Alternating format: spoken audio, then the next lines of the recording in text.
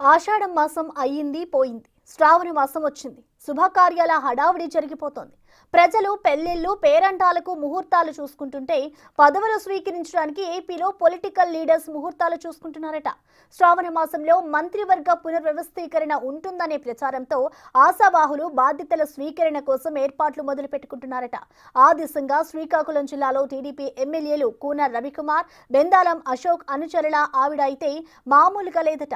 అసలు సిక్కోలులో పసుపు పార్టీ సీనియర్ల లెక్కలేంటి?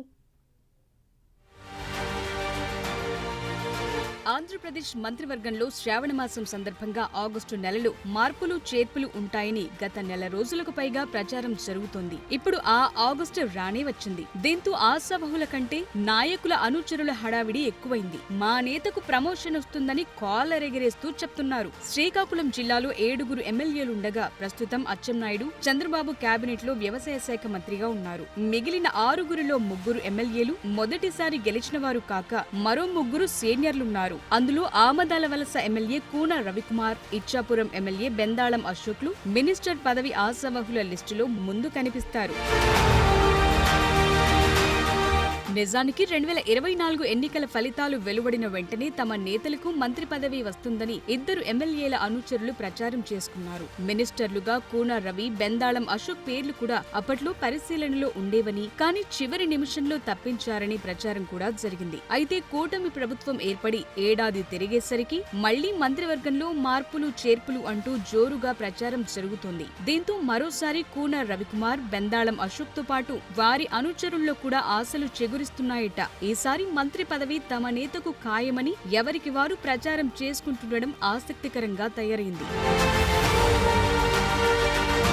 శ్రీకాకుళం జిల్లాలో కళింగ సామాజిక వర్గం బలంగా ఉండటం, కూన రవికుమార్, బెందాళం అశోక్ ఇద్దరు అదే సామాజిక వర్గానికి చెందినవారు కావటం వారికి కలుసొచ్చే అంశమన్న వాదన వినిపిస్తోంది. అయితే కేబినెట్ లో మార్పులు చేర్పులు జరిగితే ఎవరో ఒకరికి మాత్రమే చంద్రబాబు అవకాశం ఇస్తారు. దీంతో మంత్రివర్గంలో చేరటానికి 2 ఎమ్మెల్యేల ప్రయత్నాలు, వారి బలాలపై అభిమానుల విశ్లేషణలు ఇంట్రెస్టింగ్ గా మారాయి. మంత్రివర్గంలో మార్పులుంటే తనకు పదవి ఖాయమని కూన ధీమా వ్యక్తం చేస్తున్నారట. ప్రతిపక్షంలో ఉన్న పార్టీ బలోపేతం కోసం చేసిన పోరాటం తనకు కలిసి వస్తుందని కూన నమ్మకంతో ఉన్నారట.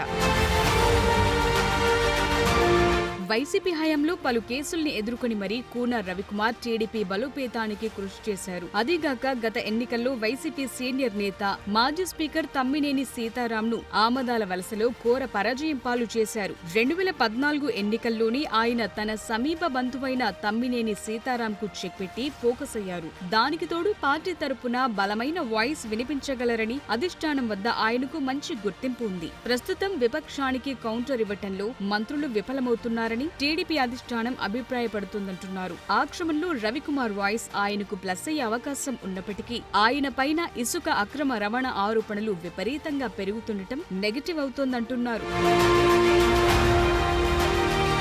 జిల్లాలో కూన రవికుమార్ తరువాత మరో సీనియర్ ఎమ్మెల్యే బెందాళం అశోక్ పేరు కూడా కేబినెట్ రేసులో పరిశీలనలో ఉందట. ఇచ్చాపురం నుంచి అశోక్ హ్యాట్రిక్ ఎమ్మెల్యేగా విజయాలు నమోదు చేశారు. ఎలాంటి అవినీతి ఆరోపణలు లేకుండా క్లీన్ ఇమేజ్ ఉండటం అశోక్కి కలిసి వచ్చే అంశమంటున్నారు. జిల్లాలో ఎమ్మెల్యేలందరిపైన ఇసుక అక్రమ రవాణా ఆరోపణలున్నాయి. అయితే అశోక్ మాత్రం ఆ జాబితాలో లేరు. 2019లో వైసీపీ ప్రభంజనంలో కూడా అసెంబ్లీలో అడుగుపెట్టారు. దీంతో అశోక్ కి ప్రమోషన్ ఖాయమని ఆయన అభిమానులు చెప్తున్నారు. కానీ ధర్మాన సోదరులు సీదిరి అప్పలరాజు, తమ్మినేని సీతారాం లాంటి విపక్ష నేతలకు అశోక్ గట్టిగా కౌంటర్ ఇవ్వగలరా అనే ప్రశ్న కూడా ఉత్పన్నమవుతోంది.